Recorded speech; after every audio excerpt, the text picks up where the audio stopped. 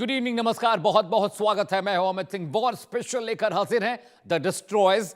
उन हथियारों की बात आज करने जा रहे हैं जिसने ईरान को तबाह और बर्बाद कर दिया।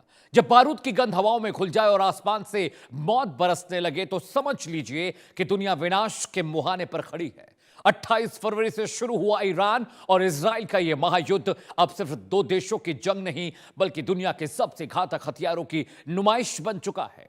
तेहरान की गलियों से लेकर इजराइल के रेगिस्तान तक सिर्फ धमाकों की गूंज है। एक तरफ अमेरिका के वो स्टेल्थ फाइटर जेट्स जो रडार को ठेंगा दिखाकर परमाणु ठिकानों की तबाह कर रहे हैं, तो दूसरी तरफ समंदर में तैरते वो जंगी बेड़े जिनसे निकलने वाली टॉम हॉक मिसाइलें दुश्मन के कमांड सेंटर्स का नामो निशान मिटा रहे हैं।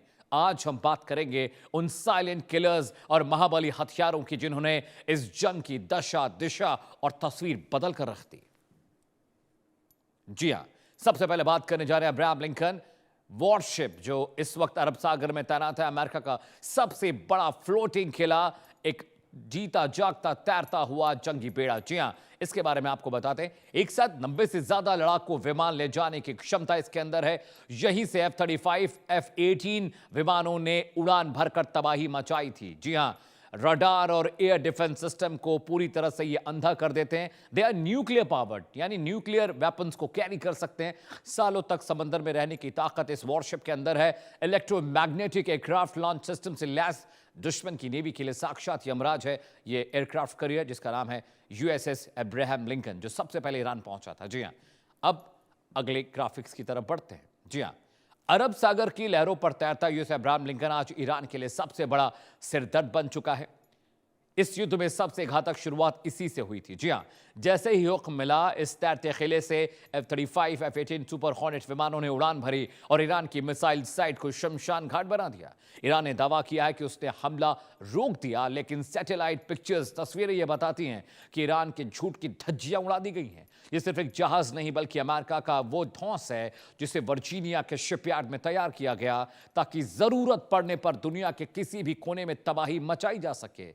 इसने ईरान के रडार सिस्टम को ऐसा जाम किया कि तेहरान को संभलने तक का मौका नहीं मिला। तस्वीर लगातार इंडिया न्यूज पर हम आपको दिखा भी रहे हैं कि तबाही और बर्बादी किस कदर ईरान में मची है। लेकिन अब विमानों की बात कर लेते हैं। वॉरशिप की बात हो गई, विमानों पर आते हैं। F-35 lightning thunder combat aircraft दुनिया का सबसे advance 5th generation fighter jet है। जी हां, स्टिल टेक्नोलॉजी, यानी दुश्मन के रडार पर अदृश्य हो जाता है, गायब हो जाता है, नजर नहीं आता। ईरान के तेहरान और इस्फहान में घुसकर सर्जिकल स्ट्राइक को इसने अंजाम दिया। जमीन, हवा और समंदर तीनों मोर्चों पर हमला करने में माहिर है यह विमान। जी हां, तकनीक के मामले में पायलट को 360 डिग्री व्यू मिलता है, यानी कॉकपिट में बैठकर पायलट तमाम चीजों को देख सकता है बिना गर्दन घुमाए। इंटरनल वेपन्स में इतने सारे ऑप्शंस हैं कि परमाणु बम भी कैरी कर सकता है। लॉकहीड मार्टिन कंपनी का नाम है, इट्स अमेरिकन कंपनी, जिसने इस घातक फाइटर जेट को बनाया है। समझिए, अब्राहम लिंकन आपने जान लिया, F-35 सीरीज को आपने जान लिया, 5th जनरेशन का फाइटर जेट है, लॉकहीड मार्टिन इससे बनाती है। लेकिन ईरान के आसमान में जब मौत मंडरा रही थी तब उनके रडार खामोश थे। ये कमाल था F-35 लाइटनिंग का। इसे हवा का भूत कहा जाता है। इसने तेहरान और इस्फहान के उन इलाकों में घुसकर हमला किया जहां ईरान ने अपनी सबसे आधुनिक मिसाइलें तैनात कर रखी थी।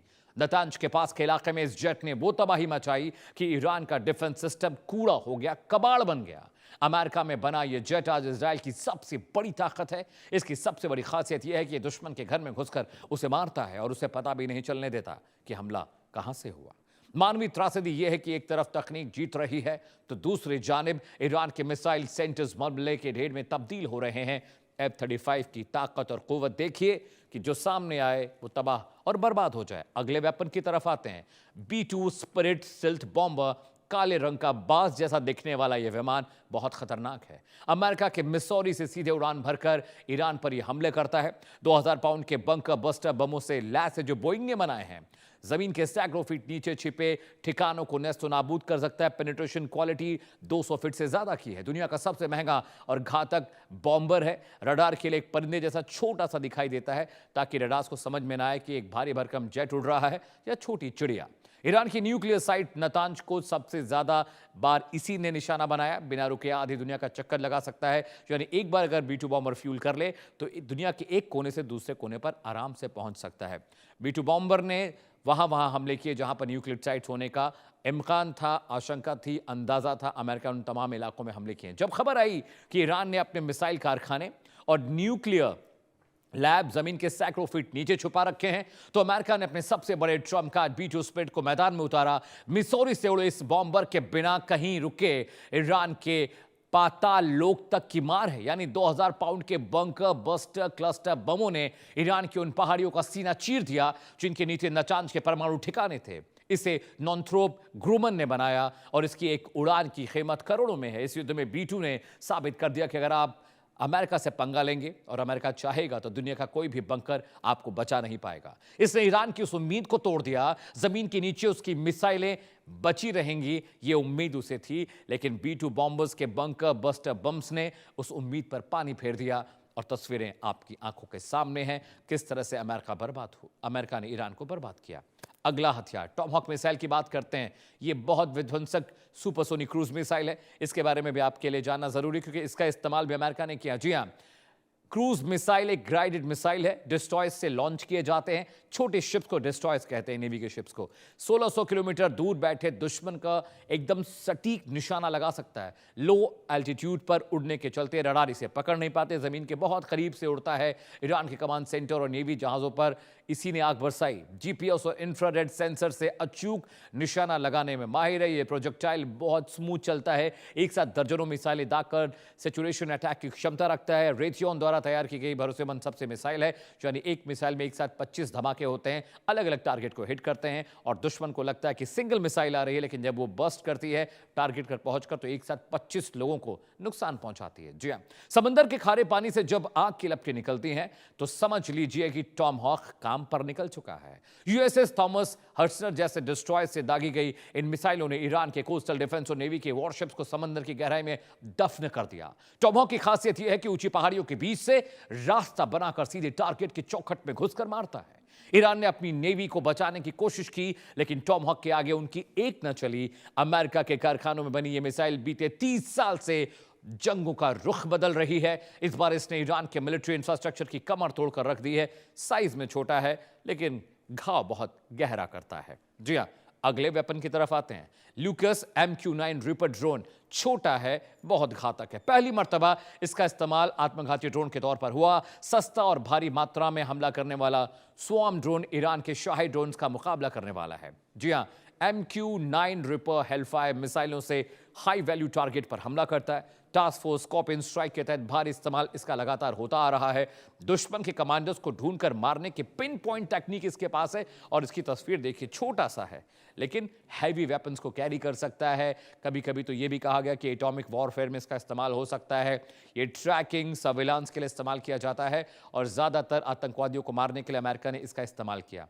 लेकिन समझिए, इस जंग में एक नया खिलाड़ी उभरा है, लुकास ड्रोन, जिसकी बात हम कर रहे हैं। ये एक वन वे और फ्लाइंग ऑब्जेक्ट है जो लगातार अपने इलाके में ड्रोन के जरिए, अपनी तकनीक के जरिए अलग अलग राष्ट्रों पर जाता है। जो शाहिद ड्रोन है ईरान का, उसको जवाब देने के लिए अमेरिका ने इसे बनाया था और उसके बाद इसने तमाम ऑपरेशंस वहां पर चलाए हैं। पहली बार, जी हां, पहली बार एक नए खिलाड़ी के रूप में उभरा है। लुकास ड्रोन एक वन वे अटैक ड्रोन है जिसे खासतौर पर ईरान के शाहिद ड्रोन को जवाब देने के लिए बनाया गया। पहली बार युद्ध के मैदान में उतरा तो ड्रोन झुंड बनाकर हमला करता है, जिससे दुश्मन का एयर डिफेंस सिस्टम कंफ्यूज हो जाता है किसको इंटरसेप्ट करें, एक को, दो को, तीन को, चार को या दर्जनों को। वहीं दूसरी तरफ MQ-9 रिपर ड्रोन जो आसमान में घंटों तक शांत रहकर शिकार का इंतजार करता है, घात लगाकर बैठता है। इसने ईरान के कई टॉप कमांडर और हथियार फैक्ट्रियों को हेलफायर मिसाइलों से खाक कर दिया है। ये ड्रोन्स कैलिफोर्निया के बेस से ऑपरेट किए जा रहे हैं, लेकिन इनका कहर ईरान की जमीन पर साफ देखा जा सकता है। यह रिमोट कंट्रोल वाली मौत है जिसने युद्ध के मानवीय चेहरे को और भी भयावह कर दिया। अफगानिस्तान, इराक, ईरान, सीरिया, इसके अलावा वियतनाम जैसे इलाकों में अमेरिका ने जमकर रिपर ड्रोन का इस्तेमाल किया। भारत के पास भी है, हमने अमेरिका से लिया है पाकिस्तान, चीन जैसे दुश्मनों पर निगरानी करने के लिए। लेकिन समझिए, ये वेपन सिर्फ एक कहानी भर है। अभी तो पूरी लिस्ट लेकर आए आपके लिए। पैट्रियट और थार्ड के बारे में आपको बात करें। द शील्ड ईरान की बैलिस्टिक मिसाइलों के खिलाफ अभेद्य दीवार पैट्रियट ने क्रिएट किया था। नाम पैट्रियट है यानी देशभक्त। कुवैत, कतर और बहरीन के बेस पर पैट्रियट PAC-3 जो सीरीज है उसको तैनात किया गया था। थर्ड, अंतरिक्ष की सीमा पर मिसाइलों को मार गिराने वाला एक खास तरह का सिस्टम है। सैकड़ों ईरानी ड्रोन्स और मिसाइलों को हवा में ही इसने तबाह और नष्ट कर दिया।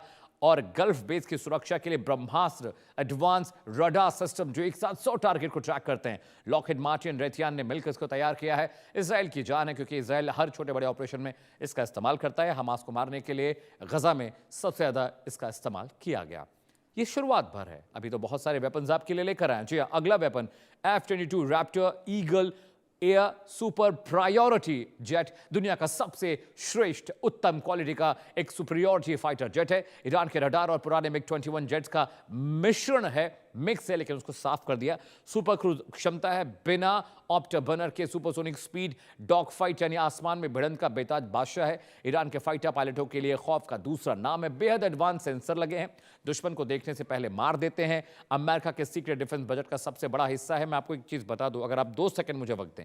देखिए, डॉग फाइट का मतलब यह होता है कि जब एक जेट दूसरे जेट को दौड़ाकर मारता है उसको डॉग फाइट कहते हैं।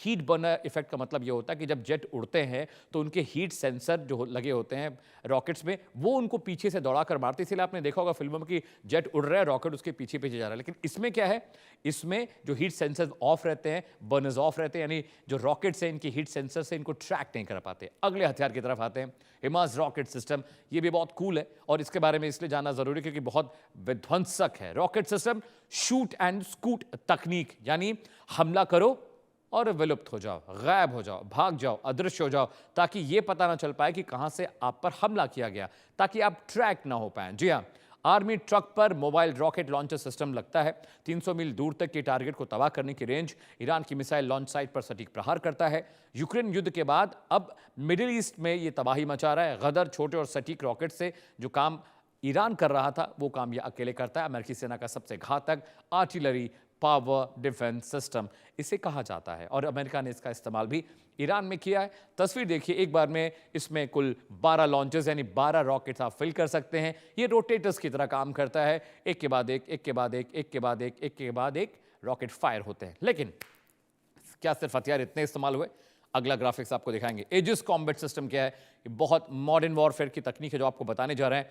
यूएसएस फ्रैंकी पीटरसन जूनियर जैसे डिस्ट्रॉयर्स पर इसे तैनात किया जाता है। दुश्मन की मिसाइल को समंदर में ही भापने का ये मादा रखता है। जी हाँ, स्टैंडर्ड मिसाइल SAM-3, SAM-6 से इसको इंटरसेप्ट किया जाता है। इसकी फ्लाइंग प्रोजेक्टाइल तय की जाती है। जहाजों और तटीय शहरों के लिए सुरक्षा कवच है, यानी एक तरह से एयर डिफेंस सिस्टम की तरह ये काम करता है। एक साथ मिसाइल दागने और डिफेंस करने में बहुत माहिर है। आर्टिफिशियल इंटेलिजेंस से लैस से ऑटोमेटिक फायर करता है। इसके अंदर बॉट्स इंस्टॉल किए गए हैं जो इसके प्रोजेक्टाइल को रीड करते हैं, ट्रैक करते हैं, नेविगेट करते हैं।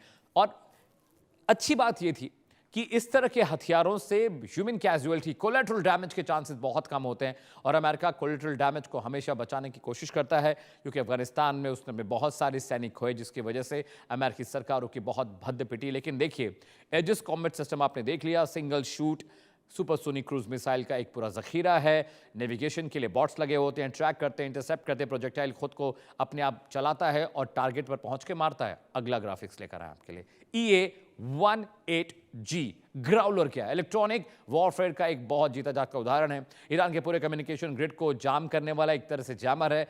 रडार की फ्रीक्वेंसी को हैक करके नकली टारगेट बनाना, यानी ये नेविगेशन में नकली टारगेट दिखाता है। ऐसा लगता है रडार पर कि कोई उड़ रहा है, लेकिन वहां कोई नहीं होता, ये कहीं और उड़ रहा होता है। अमेरिकी जेट्स के लिए सेफ पैसेज बनाता है। इसको जिम्मेदारी इसी की दी गई है कि भाई आप आगे आगे उड़िए और दुश्मन को बेवकूफ बनाइए, दुश्मन की मिसाइलों को भटकाइए, उनको रास्ता मत दिखाइए। बिना गोली चलाए युद्ध जीतने की आधुनिक तकनीक। एयरक्राफ्ट कैरियर लिंकन से इसे लॉन्च किया जाता है, ऑपरेट किया जाता है, नेविगेट किया जाता है। बोइंग का ये विमान मॉडर्न वॉरफेयर के रेड है। आप समझिए, इसके बारे में मैं थोड़ा आपको बता दूं, रुकिए थोड़ा सा। ये जो जेट आप मेरे पीछे देख रहे हैं, EA-18G ग्राउलर, होता क्या है कि ये फ्लाई करता है और ये इसके अंदर जो इंटरसेप्टर्स लगे हैं अपने आसपास के इलाके में, ये नकली जहाज़ों की मौजूदगी का एहसास कराता है रडार को। और उसके बाद क्या होता है, जो असली जहाज इसके पीछे उड़ रहे होते हैं वो अपने मिशन और टारगेट पर चले जाते हैं और रडार को लगता है कि जहाज वहीं रुका हुआ है और उससे कम्युनिकेशन लगातार चल रहा है। अगले ग्राफिक्स पर आते हैं।